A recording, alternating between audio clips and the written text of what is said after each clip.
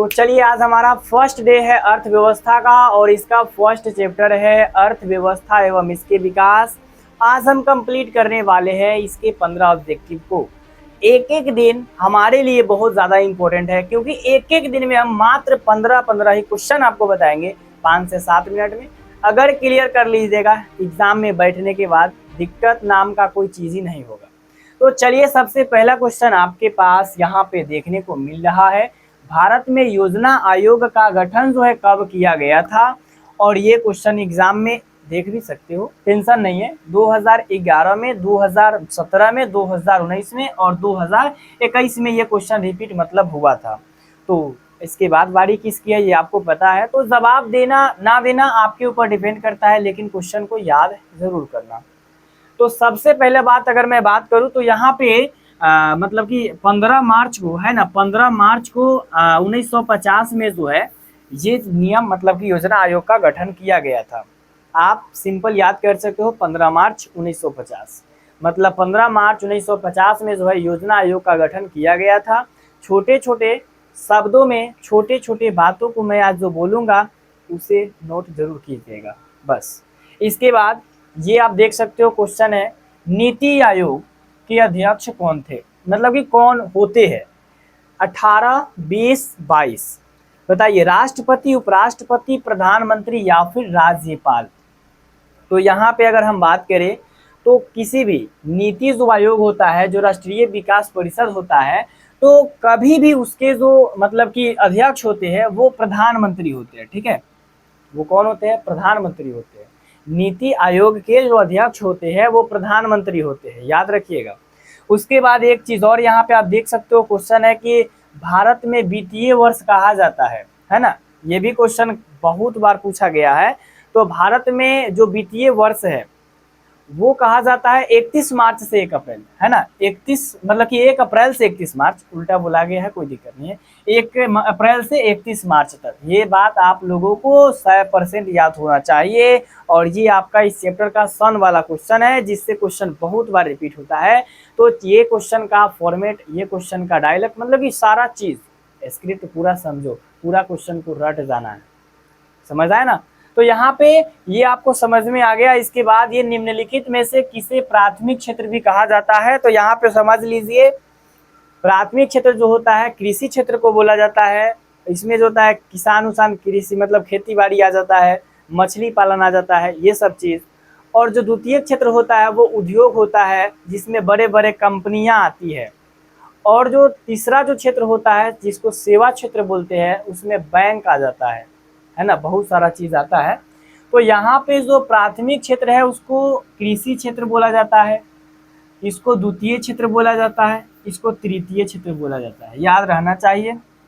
Next question, निम्नलिखित में किसे द्वितीय क्षेत्र कहा जाता है? इसका जवाब आप बता सकते हो, यस, उद्योग हो जाएगा।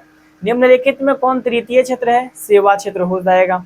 इसके बाद अगर मैं बात करूं अभी मैंने आपको 6 क्वेश्चन बताया, अब अपने माइंड से एक सवाल पूछो, क्या 6 क्वेश्चन आपको समझ में आया? नहीं तो वीडियो को रुकाओ, उसके बाद एक माइंड में क्वेश्चन को घुमाओ, कौन कौन से क्वेश्चन थे।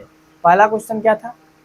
द्वितीय मतलब कि पहला क्वेश्चन था कि 15 मार्च 1950 में कौन सा आयोग हुआ था? मैं उल्टा पूछूंगा आपसे, समझ रहे हो ना। उसके बाद फिर क्वेश्चन आया था कि प्रधानमंत्री क्या होता है? तो नीति आयोग के अध्यक्ष होता है। उसके बाद फिर क्वेश्चन आया था मतलब कि कौन जो है प्राथमिक क्षेत्र है, कौन द्वितीय क्षेत्र है, कौन तृतीय क्षेत्र है, इस टाइप के। इसके बाद देख सकते हो क्वेश्चन है कि भारत की आर्थिक जो व्यवस्था है वो कैसी है? क्या समाजवादी है भारत की अर्थव्यवस्था, या फिर पूंजीवादी है, या फिर मिश्रित है? तो जो भारत की जो अर्थव्यवस्था है इसमें सभी चीज़ों का मिलाप है, मतलब ये इसमें समाजवादी भी है, पूंजीवादी भी है, ये आपका मिश्रित हो जाएगा, ऑप्शन सी हो जाएगा। देख सकते हो, बिहार के विकास के बिना भारत का विकास संभव नहीं है, ये कौन बोले थे? तो समझ लीजिए, भारत के विकास के बिना, बिहार के विकास के बिना भारत के विकास नहीं हो सकता है। ये जो है ना डॉक्टर एपीजे अब्दुल कलाम बोले थे। ठीक है, डॉक्टर एपीजे अब्दुल कलाम बोले थे अगर भारत का विकास करना है तो पहले बिहार का विकास करो, समझे ना, पहले बिहार का विकास करो। इसके बाद आप देख सकते हो क्वेश्चन है, भारत में नीति आयोग की स्थापना कब हुई थी? अब यहाँ पर भी समझ लीजिए 9 नंबर में कि भारत में नीति आयोग की स्थापना कब की गई थी, मतलब भारत में नीति आयोग कब आया था। तो ये जो है आपका 1 जनवरी 2015 में आया था, ठीक है। मतलब कि भारत में जो नीति आयोग जो लागू हुआ था वो 1 जनवरी 1915 ईस्वी में मतलब कि लागू हुआ था, याद रख लीजिएगा। इसके बाद नेक्स्ट क्वेश्चन 2015 में, सॉरी 2015 में। इसके बाद देख लीजिएगा राष्ट्रीय विकास परिषद, नेशनल डेवलपमेंट जो सर्किल है ना, काउंसिल है, का गठन कब हुआ था। एनडीसी का गठन कब हुआ था, 2014, 2019, 2021। आपको ये क्वेश्चन बहुत ही इम्पोर्टेंट मान करके याद कर लेनी चाहिए, क्योंकि ये आपके एग्जाम में देखने को मिलेगा। और ये आपका राष्ट्रीय विकास परिषद जो है ना, इसकी जो गठन है वो 1952 ईस्वी में हुआ था, ठीक है। कब हुआ था, 1952 ईस्वी में। यहाँ पे ऑप्शन सी हो जाएगा। इसके बाद देख सकते हो क्वेश्चन है कि जिस देश की राष्ट्रीय आय या प्रति व्यक्ति आय अधिक होती है उस देश, मतलब कि वह देश क्या कहलाता है, उस देश को हम लोग क्या कहते हैं।